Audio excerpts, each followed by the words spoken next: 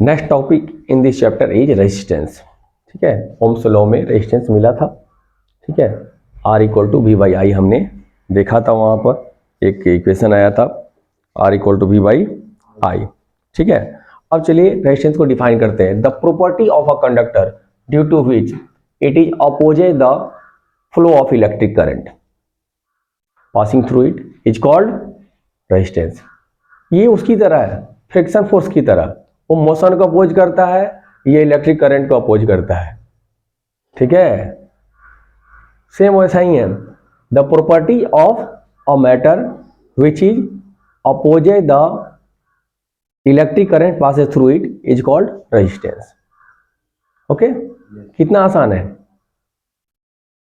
वह चीज, मैटर की वह प्रॉपर्टी, पदार्थ का वह गुण जिसके कारण ये इलेक्ट्रिक करंट के फ्लो को अपोज करता है यानी रोकता है, उसे क्या कहते हैं?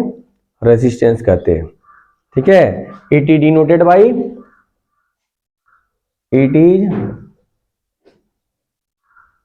Denoted by R. आर से इसे डिनोट करते हैं, कैपिटल आर से, ध्यान रखिए, स्मॉल आर से नहीं, कैपिटल आर से। ठीक है, अच्छा, इसको एक और तरीके से हम डिफाइन कर सकते हैं। हमने देखा था ओम्स लॉ में मिला था हमें R equal to V by I, तो हम इसको ऐसे ही बोल सकते हैं, the ratio of potential difference and electric current is called resistance. या फिर ऐसे बोल सकते हैं, resistance is defined as the ratio of potential difference and electric current. हो गया, जस्ट कुछ ज्यादा कुछ माथा पेची नहीं करनी है इसमें। अच्छा, इसका यूनिट देखते हैं। पोटेंशियल डिफरेंस का क्या होता है यूनिट? पोटेंशियल डिफरेंस का यूनिट क्या होता है? ओम तो रेजिस्टेंस का होता है, वोल्ट होता है। ठीक है, और करंट का एम्पियर। ठीक है, तो वोल्ट पर एम्पियर ही कहलाता है ओम। ठीक है, इसका क्या होगा?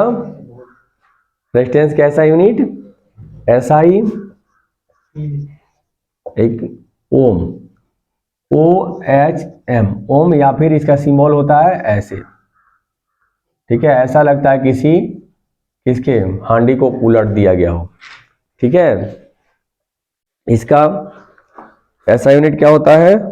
ओम होता है, और ओम का मतलब क्या होता है? वोल्ट पर एम्पियर। ठीक है, ओम का क्या हो जाएगा? वोल्ट पर एम्पियर, वोल्ट पर एम्पियर, पर एम्पियर। ठीक है, ओम का। तो ये रहा रेजिस्टेंस, और आसानी से हो गया ये। Now another topic, factor affecting the resistance. वो कौन कौन से फैक्टर है जो कि रेजिस्टेंस को क्या करते हैं? अफेक्ट करते हैं।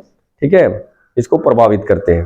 पहला है length of the conductor, conductor का लेंथ।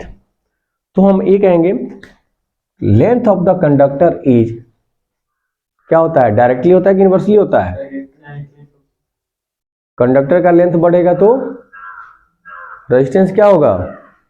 बढ़ेगा कि घटेगा? जल्दी बताएं। बढ़ेगा। ठीक है, इंक्रीज होगा, यानी length of the conductor is directly proportional to the resistance, यानी RL। हर कंडक्टर की लंबाई जितनी ज्यादा होगी रेजिस्टेंस उतना बढ़ेगा, और साथ में उसके साथ साथ क्या हो जाएगा? करंट का फ्लो कम होता है, जाहिर सी बात है। अच्छा, area of the cross section. Area of the cross section क्या होता है? तार की मोटाई हो गई ना, ये मोटाई ही समझो। ये तार का अगर फ्रंट वाला फेस है तो ये जितना ज्यादा होगा, यानी तार जितना मोटा होगा वायर, वो क्या होगा? रेजिस्टेंस का इनवर्सली प्रोपोर्शनल होता है, यानी R inversely proportional 1/A area of cross section. हाँ, बस 1/, लग जाता है। ठीक है, यानी रेजिस्टेंस बढ़ेगा तो क्रॉस सेक्शन एरिया कम होगा। अगर क्रॉस सेक्शन एरिया ज्यादा होगा, यानी तार मोटा होगा, तो ये क्या होगा? रेजिस्टेंस कम होगा उसका। ओके, इसीलिए ज्यादा करंट फ्लो होने के लिए मोटा तार लगाया जाता है। मोटा मोटा, ठीक है, मोटा तार लगाया जाता है। उस मोटे तार क्रॉस सेक्शन एरिया ज्यादा होता है, पतले तार से ज्यादा वो मेल्ट हो जाएगा, रेजिस्टेंस बढ़ेगा फिर वो मेल्ट हो जाता है। ज्यादा करंट फ्लो हो जाए पतले तार से मेल्ट हो जाएगा, रेजिस्टेंस बढ़ेगा, हीट होगा और फिर मेल्ट हो जाएगा। आ गई effect of temperature. Temperature is directly proportional to the resistance, यानी आर बढ़ेगा तो टेम्परेचर भी बढ़ेगा, यानी रेजिस्टेंस जिस वायर का बढ़ेगा ये उसी के कारण होता है ना। ये हीटर वगैरह रेजिस्टेंस ज्यादा होता है उसका, फिर वो टेम्परेचर बढ़ता है, फिर हीट होकर लाल हो जाता है, फिर ग्लो करता है और ये हमारा खाना वगैरह जो भी है रूम गर्म हो जाता है या खाना पक जाता है उस पर। नेचर ऑफ मटेरियल, मटेरियल के नेचर पर भी डिपेंड करता है, ठीक है, कि ये रेजिस्टेंस उसका ज्यादा होगा कि कम होगा। फॉर एग्जांपल यहाँ पे दो सिमिलर वायर लिया गया, इक्वल लेंथ और इक्वल डायमीटर का या इक्वल क्रॉस सेक्शन एरिया का, एक कॉपर का एक नाइक्रोम का, और ये देखा गया कि nichrome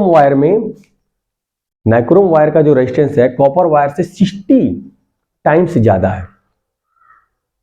then resistance is also depending upon the nature of material, अलग अलग मटेरियल के रेजिस्टेंस अलग अलग होंगे। ओके, तो ये क्लियर हो गया चारों पॉइंट्स। ओके, होल्ड आउट करते हैं, आज की क्लास यहीं तक।